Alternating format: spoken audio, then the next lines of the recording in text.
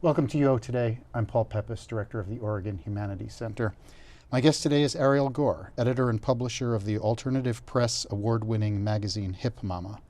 Gore is the author of 8 single-authored books. Her latest, The End of Eve, chronicles her years spent caring for her dying mother.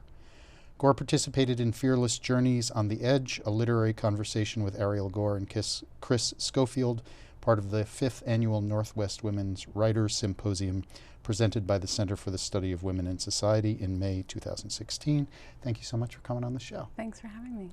So the theme of the Northwest Women Writers Symposium this year is Crossing Borders, Women's Stories of Immigration, Migration, and Transition. Your first memoir, Atlas of the Human Heart, chronicles your 3 years traveling throughout Asia and Europe as a teenager. What were you seeking and what were you leaving? That's a good question. So I dropped out of high school when I was 16 and kind of, ran away from home with my parents' permission. My parents were, had a kind of a bohemian take on parenting, and so I was running away in the middle of the night, but I was just kind of on my own and needing to get out of. I grew up in Palo Alto, which was a college town when I was a little kid, and was Silicon Valley by the time I was 16, and so I was really feeling like I was running away from just the greed and this world I felt like wanted my soul. I was a socialist and kind of idealized communist China, and it was 1987, so what I ran away to was a very unidyllic Cold War China, and there I was. And I went to the Beijing Language Institute for a few months and then kind of ran away from that too and ended up backpacking around for a few years. Can you share a lesson or two that you learned?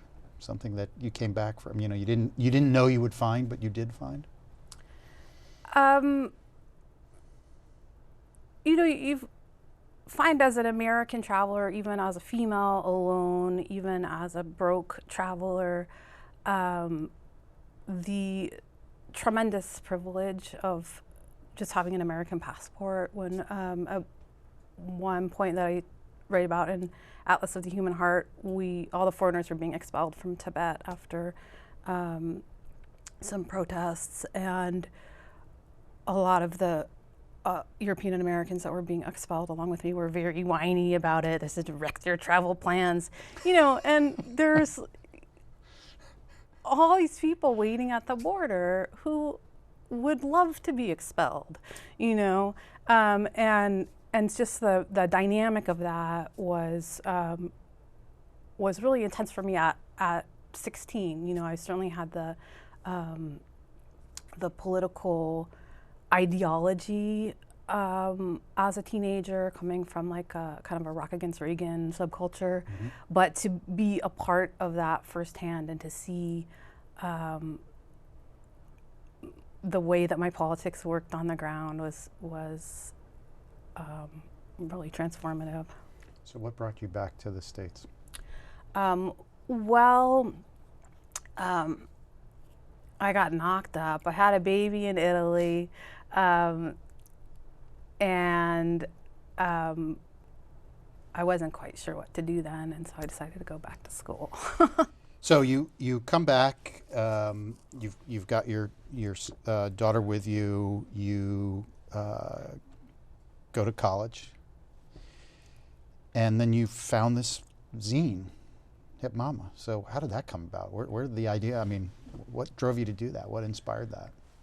Well, I was writing a lot when I was in college, and I was ended up graduating with a degree in journalism. I was doing a lot of women's studies and economics, that type of thing. But writing a lot of stories, writing stories about parenting, writing stories about being a teen mom in particular, about welfare. I was on welfare the whole time I was in college. And really not finding that many places that wanted to publish these first-person essays. You could read essays everywhere about teenage welfare mothers, but nobody really wanted to publish my stories, and they were, you know, they were clearly written by like a 22-year-old, so there's that. Like, it wasn't like I was being silenced only because I was marginalized, but that was certainly part of it. And again, coming from a DIY kind of political ideology, it's like the only way to have a free press is to own one. So Hip Mom actually started as my senior project at Mills College, to publish my own work and to publish the work of my friends and other moms who were living in student housing with me. So it's very just about my really specific community at first, and it kind of took off right from there. It was this moment where, certainly young, poor urban moms were being completely vilified. But Hip Mama, like, almost immediately was kind of bigger than that. And it was, you know, there were rural moms and Mary moms and, you know, moms in other countries. And I realized that, you know, we all had felt the same type of silences. And it wasn't necessarily about economics, and it wasn't necessarily about your family structure. It was about this culture where parenting magazines were a bunch of experts getting together and telling you what to do. I mean, I saw like a joke on social media this morning that's like a new magazine called like Mansplaining Magazine, you know, a magazine for women by men. But it's, you know, it's hilarious in part because it's not that far from what is out there. And certainly in the 90s when I started Hip Mom and more a print media world, what was out there for women and for parents in particular. You know, so it takes off, and this, you know, person in your early 20s, you have a debate with Newt Gingrich. I mean, how did that happen? Terrible. So I was like the first real welfare mom to confront Newt Gingrich. Only it was unfair because I was like shy to the point of being unable to speak. And he was the Speaker of the House. So it's not like I had ever been on the debate team. But off I went. And you it came out was on top what it in the end. was. I know, right? History has shown. Your latest memoir, The End of Eve, is an account of your caretaking relationship with your mother at the end of her life. You've said that you have these bohemian parents. Just say a little bit more about what kind of relationship you had with your mother before she got sick. She was sort of interesting. She was bohemian on the one hand and really high maintenance on the other hand. Mm-hmm. She was like Joan Crawford, tried to become a flower child and kind of failed horribly because she needed her makeup. Like when I was a kid, we had like tofu, no TV, that whole thing. And literally the minute my sister moved out, it was just like everything high end. They got this big TV. So it was like it was a fake counterculture, which I think, a lot of really intentional parenting ends up having that effect. But so, I don't want to give the wrong impression by being like I had this hippie mom. And she was certainly part of the reason that I left home so early is that she had this interesting combination of total neglect and like screaming at you all the time. And so I was like, I gotta go. So she gets diagnosed with stage 4 lung cancer. She comes to your door. She did. I was living in Portland, and she was in town and from Mexico. She was living in Mexico at the time, and my stepdad had recently died, and she knocked on my door and said, I have stage 4 lung cancer, and essentially I need you to take care of me. So you uproot your family and you move from Portland to Santa Fe. You shut down the magazine. to do this, to take care of her. Why'd you do that? Well, because the Merck manual said that we were dealing with like 6 weeks maximum. So, and her, and her doctors didn't deny that. Like, it seemed like a really short-term situation. And so I thought I could, you could do anything for 6 weeks. Didn't turn out to be 6 weeks. No, not at all. But I think I wouldn't have been so cavalier if I had understood that I was perhaps signing up for like a multi-year situation. Okay, on that note, could I ask you to read a passage from the end of Eve to give our viewers a sense of what the situation was like? So we're in Santa Fe at this point, and we ended up buying a duplex with my mom, thinking that we could help her in that, but it was a duplex. But then when we were en route from Portland to Santa Fe, she had the entire place got in, so it wasn't a duplex anymore, and in fact was not inhabitable. Because that's what you do when you're dying. My mother counted the days to October 18th, 2010, said, "I'll be dead in 7 weeks. Then I'll be dead in 33 days. I'll be dead in 3 weeks. That's 21 days, I'll be dead this time next week." Her voice was always monotone, and I didn't know how to answer her, so I just shook my head and said, "No, you're doing good, Mom. You're doing really well." I wanted to make sense of these days, but filled my journal with unconnected notes. 8:30:10, been here 2 weeks, not going well. 9:15:10, I asked Mom if she's talked to my sister Leslie, and she says, "I'm done with your sister." My biological father finds out that I'm here taking care of her, and he emails pictures of naked nurses with enormous breasts. He probably would have posted them on my Facebook page, but he got banned from Facebook last month for inappropriate status updates. Leslie texts, "I am so ready for both those parental freaks to die." 9:27:10, my mom's getting so skinny, she only eats a few bites. 10:11:10, there's no way she'll be dead in a week unless she's planning on blowing her brains out. 10:13:10, she doesn't sleep. 10:16:10, I'm tired. 10:17:10. In Paris, Alice B took care of everything. Gertrude just had to be the genius, all her time and energy just to be a genius. Sometimes I think, seriously, I'm a genius? Where's my Alice B? I have to move boxes, call hospice, pay the bills, pay Maya's college tuition, take Maxito to preschool, note my mother's new symptoms. Who's going to take care of me? When do I get to be a genius? On the morning my mother thought she would die, she marched out into the living room in her leopard print robe. I was sipping black coffee. "Get a load of this," she said, as she handed me a printout of an email from Leslie.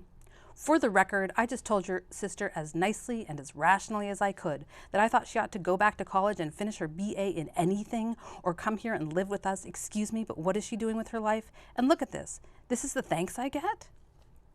From Leslie Gore, date October 18th, 2010, to Eve de Bona. Subject, reality, limitations, options.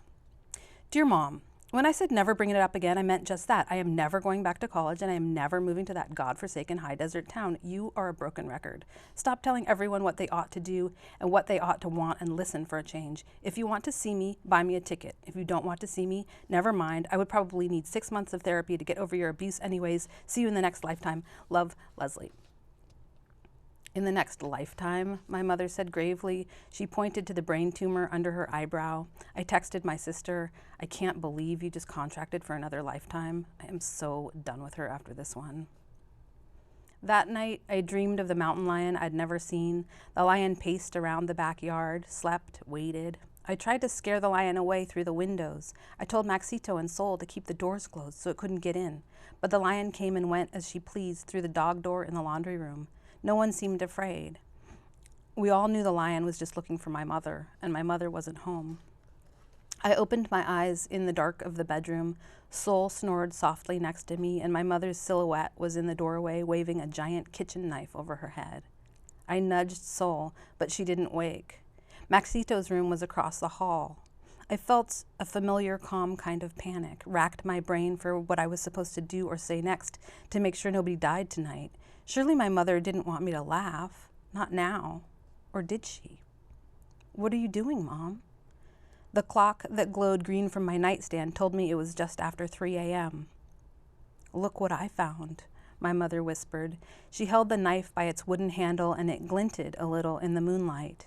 "In my new dishwasher." She hummed a few lines from the sounds of silence and grabbed the tip of the knife with her free hand, moved the blade against her throat. Knives like this don't go in the dishwasher, do they, tiniest? I was careful to move very slowly as I got out of bed. Of course the knife doesn't go in the dishwasher. I moved closer to her, kept my voice low and calm. "I don't know how it got there. It was a mistake. Give me the knife?"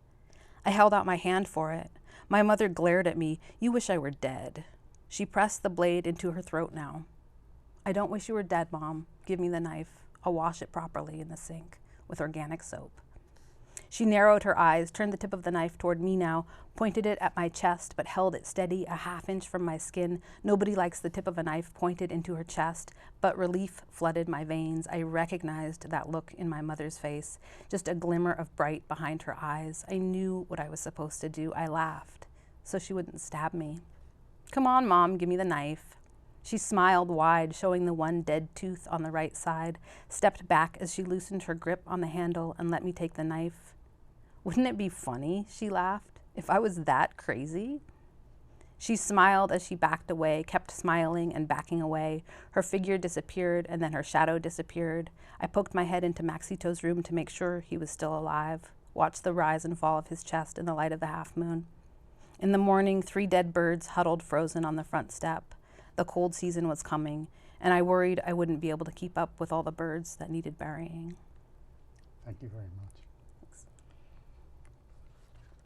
In addition to being a writer, you're also a teacher and a mentor of writers. Your How to Become a Famous Writer Before You're Dead is one of the hippest, most practical and compelling writing how-to books I've ever seen. How do you approach that? How do you approach teaching writing? What's the philosophy that you have about it? I think the students that are most drawn to me as a teacher are people who have been told for whatever reason to shut up. And whether it's that they come from a background of domestic violence or abuse, or there's something about them and their voice that is marginalized, whether they're queer or, there's so many ways that we all silence each other. And so, it doesn't necessarily mean anything about your identity that you have been told to shut up. And so, that's the first kind of challenge is, if you've been told all your life to shut up, if you've been told that you're not one of the people who gets to tell their stories, then of course the first urge, if you want to write, is to write fiction and write about white straight people and tell the stories that we're familiar with and that we're told can sell and that type of thing. And so I teach both fiction and memoir, but a lot of time it's a more memoir or fiction that's based on people's lives and experiences, and the stories that they've been told are unimportant. And so we just work a lot with that and being brave in writing and coming to writing also. I mean, it's not therapy, but it has a therapeutic effect a lot of times, in that, this is a place where you're in control. It's like when I was taking care of my mom when she was dying, I felt like I had very little control. She was, basically having like a 3-year manic episode. And writing is my way of dealing with that and turning it into something beautiful and into something that I have control over. Even in a memoir, you get to take out scenes that you don't want there anymore. At some point you have to decide if it's still a memoir, but you get to decide what it looks like and what, who gets the best lighting in each scene. And you can abuse that, but I think it's a way of making sense. It's been a way for me to make sense of my life. Your example is an amazing one because you never listened to all the people who said you can't. And there's all these reasons why you can't do what you're doing. You can't. You can't make a living. The books aren't going to sell. Nobody's going to read them. All through your life, people have said you can't. You can't, and you just kept doing it. What kept you going?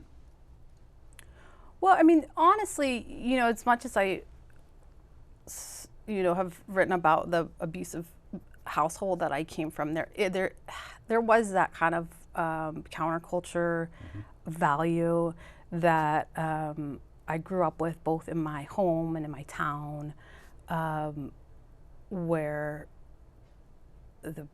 even if you're shy and kind of shut down and hurt, the proper response when somebody says you can't is just watch me.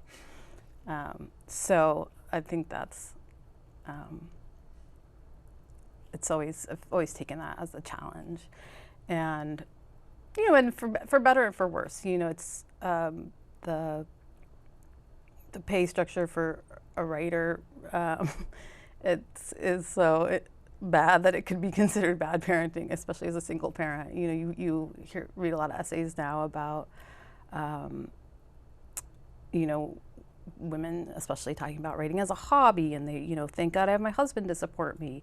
And there's a certain truth to that. I mean, there's that's whole, you need money in a room of your own to write. But it's not true. And I think that, like, my grown daughter appreciates the coolness of having a writer mom and somebody who kind of did what she wanted to do, even when it was ill-advised. I think it's a great example to her and to many, many, many. What are you working on now? Can you share?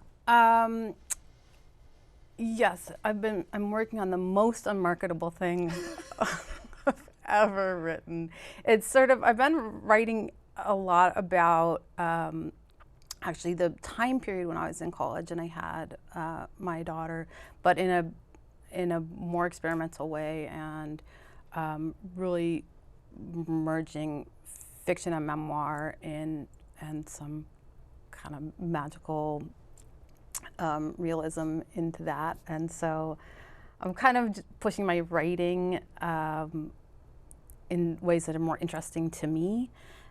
But literally every time I write a book, it's like, wow, this would have done really well if just there would have been like one fewer queer character or something like that. And somehow every time my reaction to that is like, you thought that was unmarketable. Like, wait till you see what I have coming next. Your books are wonderful. Well, thank you. Who cares about the unmarketable thing? So you just said this new text is a hybrid, generically Yes. hybrid.